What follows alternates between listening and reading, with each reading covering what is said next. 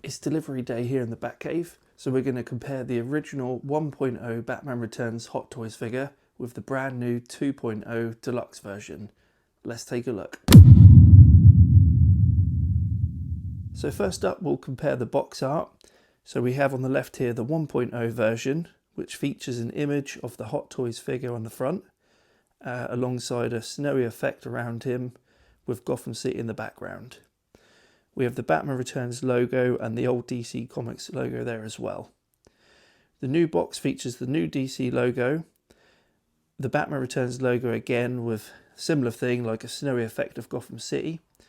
This to me actually looks like Batman's grapnel launcher line there, so that's pretty cool. You got that either side. And also on the top and bottom of the box we have this decorative pattern which looks very similar to the edge of the base, which we'll see in a little while. And on the back of the boxes we have the outline of the Bat logo here for the 1.0, all the usual write-up as well. And on the new 2.0 version we have this cool image of the bat signal shining into Wayne Manor window, and also the Max Schreck cat logo there as well on the bottom. And again, all the usual write-up you'd expect. Now this is everything that comes with the 1.0, which of course was already part of my collection, so the figure's already unboxed. However, we'll still take a look at everything that comes with the figure and compare it with what comes with the 2.0. So of course we have the base here with a crotch grabber, which features the nice snowy logo from Batman Returns. So of course we get alternative pairs of hands with a couple of spare pegs, the alternative mouth plates. We have the remote control Batarang, his grapnel gun, which does split into two parts, which is how he stores it in his utility belt, and it also features a removable hook on the end. His line launcher, I'm pretty sure these are those napalm bombs which he throws at Catwoman. Then we have the little red button which calls the bats at the end when he's fighting against the Penguin. And this is the remote control for the Batmobile to call that in as well. And then here we have a few loose lines to be able to use with the grapnel hook or the line launcher, which is pretty cool. Obviously the instruction book, and then this is the tool to be able to move the eyes. And then with this 2.0 version, I think everything I can see here that we get accessory wise is pretty much exactly the same as the 1.0. As you can see here, we have all the same weapons and the alternative hands there as well. So not only do you get the extra alternative mouth plates like you do with the 1.0, but they've now included a few other pieces which originally you could only get by buying the double pack, which came with the tuxedo Bruce Wayne. So that was the damaged cowl and the Bruce Wayne head to be able to use on the figure as well. So it's kind of nice that they've sort of added all that in as well. So it's sort of one deluxe figure rather than having to buy the 2-pack. So here is the battle damaged cowl, which looks pretty cool. I think they've done a nice job of this. So there is that part. And then also they've provided the top part. And here we have the Michael Keaton Bruce Wayne head sculpt, which once again Hot Toys have done a fantastic job of this. As you can see, the likeness there is brilliant. It looks spot on. And just to take in the actual detail, like the lines on his forehead, not sure if you can see that, and the little lines under his eyes, it just looks absolutely fantastic in person. I must admit, as good as this is, I probably won't display it like with the Bruce Wayne head, just because I do already have the Mars Toys Bruce Wayne with the tuxedo. So it's kind of a bit pointless having Bruce Wayne displayed twice, but yeah, this is fantastic. That is really good.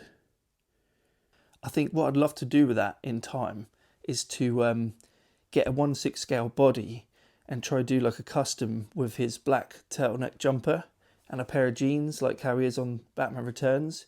And then of course I could have Alfred serving him some fishy soir. And just before we get into the actual figure itself, with this being the deluxe version, it does of course come with the glider wings, which although I won't be displaying on the figure because it's just too big, I really want to get this version because I've always loved these glider wings from Batman Returns.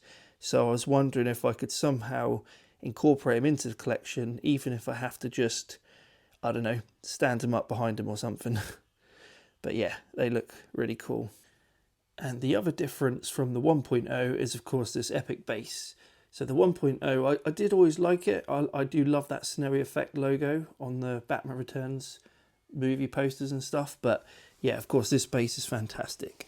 So we have two options here. You've got this piece, which just simply pegs onto the front like so. So that's kind of like the edge of a building. Obviously got the crotch grabber there. Or alternatively, you can use the Max Shrek logo piece here, which again just simply slots on the front there. I think they're both really cool, but I've always loved this, and it, you know, reminds me of the film much more, so I think I'll definitely go with this. Also, just worth pointing out, the snow effect they've done here on the base looks absolutely brilliant. It really does look like they've done a good job of that. So yeah, I appreciate that as well. And here are the two figures side by side. Obviously the 1.0 being on the left again. I'm just leaving that protective bit behind the belt for a second, because apparently it is a nightmare for nicking into the rubber suit. So just while I'm doing this bit, I'll just leave that there. So main differences I can see. So the cape on the old one is a thinner material, and there isn't a wire at the front here. The new one is definitely a bit thicker, and I can feel there is a wire going down the front of the cape either side. The face, to be fair, I've always thought the face on the old one was actually really good. So I don't think there's any issues with that one at all. But you can see they have done it a bit differently. I mean, undoubtedly that definitely looks a bit more like Michael Keaton. Obviously the skin tone is a different colour, probably sort of more accurate, rather than this one's a bit sort of orangey. But still, I think they're both pretty good, to be fair. Now, in terms of the actual suit, of course, the old one definitely looks a lot more matte compared to the newer sort of glossy one. Obviously, this is a little bit dusty, I must admit, because, again, it's been on display for some time. Now, I don't know if it's just me, and it probably doesn't come out very good on the video, but I feel like his chest is definitely a bit bigger on this old one. Like, there's definitely more sort of padding there, whereas this one seems a bit flatter. So there is that as well. Of course, as I know from before, the spikes on the gauntlets are just ridiculously sharp, so you just have to be so careful with those.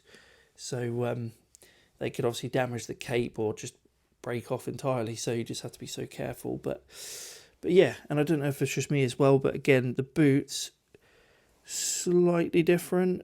Like, I don't know, these seem a bit chunkier. See, again, I don't know if I prefer the first ones, to be honest. Yeah, I don't know. They just look a bit weird, don't they? A bit chunky. And the belt is definitely brighter on the new one as well. So as you can see, it's a slightly darker yellow on the old one and a much brighter yellow on the new one. Now, I've seen some people say about the eye holes on the cowl on the new one being a bit inaccurate, but I don't know, are they different? Let's see. So this is the 1.0 again. So you sort of got to remember the shape of the eye holes. And then the 2.0. I feel like they are slightly different, but not crazy different. To be quite honest, I can't really remember like a precise detail like that, whether or not these are inaccurate. But yeah, they are definitely different. So maybe they were a bit more like this one. So why they changed that, I don't know.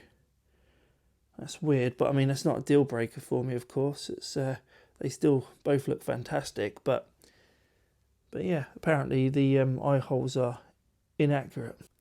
So here's a little side-by-side comparison with each Batman on their respective bases. Now, I haven't messed around with it too much, but with this cape being much thicker than the old one, it's quite hard to sort of achieve the look where you fold the cape over at the shoulders to get it to sit behind him. Obviously, the old one's got the much thinner material, and it's much easier to achieve that look.